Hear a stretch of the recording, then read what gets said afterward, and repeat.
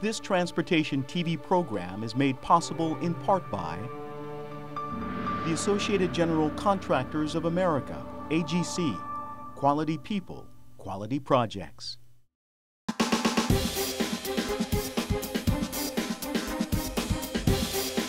This is the Transportation TV News Update. I'm Tony Dorsey reporting. On Tuesday of this week, days after Hurricane Irene cut a deadly path across 11 mid-Atlantic and northeastern states, National Guard helicopters were beginning to reach the first of about a dozen communities in Vermont cut off due to washed-out roads and bridges. National Guard troops delivered tons of equipment Tuesday along with food and drinking water to Vermont residents cut off. Vermont Governor Peter Shumlin reassured residents that help was on the way. And I just continue to be amazed by the volunteers, obviously our National Guard, Red Cross, emergency management, our municipal and state workers, highway crews and others, the people around these buildings who are working so hard to empty them out. And the Vermonters who just keep coming up to me and saying, hey, you know, I just emptied out my garden and took it down to a neighbor. We're doing what we can to help. We're digging out. We're clearing mud. We're doing it for folks we don't even know. And that's the Vermont spirit. As flood waters receded, state transportation engineers went to work in each of the affected states, inspecting the safety and stability of thousands of structures, including roadways and bridges. In a statement Thursday, New Jersey Department of Transportation Commissioner James Simpson said nearly 700 obstructions had been removed from roadways in his state, allowing crews to make repairs and reopen several major highways. Simpson says the state is responsible for about 1,800 bridges that travel over water. Half of the bridges had been inspected by Thursday, with no problems found. In New York, Governor Andrew Cuomo estimated the damage in his state will top $1 billion. Talking to reporters in the Catskill Mountains Thursday, Governor Cuomo said 6 towns were flooded, 150 state highways were damaged, and 22 bridges were closed.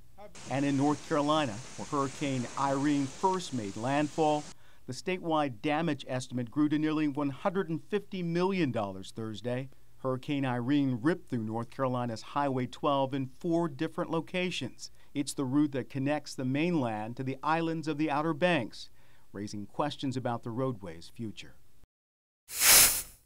In Washington this week, President Barack Obama delivered a speech at the White House Wednesday, urging Congress to approve the 8th extension of the legislation funding the nation's highway and transit programs. This bill provides funding for highway construction, bridge repair, mass transit systems, and other essential projects that keep our people and our commerce moving quickly and safely. And for construction workers and their families across the country, it represents the difference between making ends meet or not making ends meet. If we allow the transportation bill to expire, over 4,000 workers will be immediately furloughed without pay. If it's delayed for just 10 days, it will lose nearly $1 billion in highway funding. AASHTO Executive Director John Horsley also noted in a statement following the speech that prior to September 30th, Congress must also extend the 18.4 cents per gallon gasoline tax that provides the revenue for surface transportation programs. It was very timely and helpful for the President to say what he did. No one had paid attention until about 2 months ago that the revenue supporting the program was about to expire. So that's job number one. Then extend the authority to operate the highway and transit programs. Democratic Senators Barbara Boxer of California, chairman of the Environment and Public Works Committee, and South Dakota's Tim Johnson, chairman of the Banking Committee, sent letters to colleagues this week promoting a 4-month extension of highway and transit legislation. Representative John Mica, Republican from Florida, chairman of the House Transportation and Infrastructure Committee, issued a statement this week saying that he would support a short-term extension. However, specific details were not released. Mica is pushing for a 6-year reauthorization bill that would cut funding for surface transportation programs by about 30%.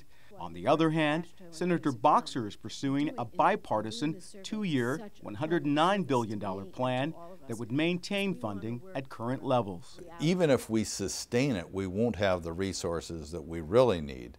But at a minimum, we're hoping to continue funding at the $42 billion or so that we're getting for highways and 11 or so that we're getting for transit. If it's cut by a third, as some have proposed, it would destroy a lot of crucial projects and lay off maybe 500,000 people just at the wrong time. And finally this week, we urge you to find out if your state is a finalist in the 2011 America's Transportation Awards competition. 10 outstanding state DOT projects are vying for the chance to be called the best of the best. And the good news is, you'll get to weigh in. After 4 regional competitions, 2 final prizes remain. The grand prize, which is selected by a panel of judges, and the People's Choice Award, which is decided by popular vote. To learn all about the competition and to cast your vote, go to www.americastransportationaward.org. Voting will continue through October 7th. That's the Transportation TV News Update. Thanks for watching. This Transportation TV program is made possible in part by the Associated General Contractors of America, AGC, Quality People, Quality Projects.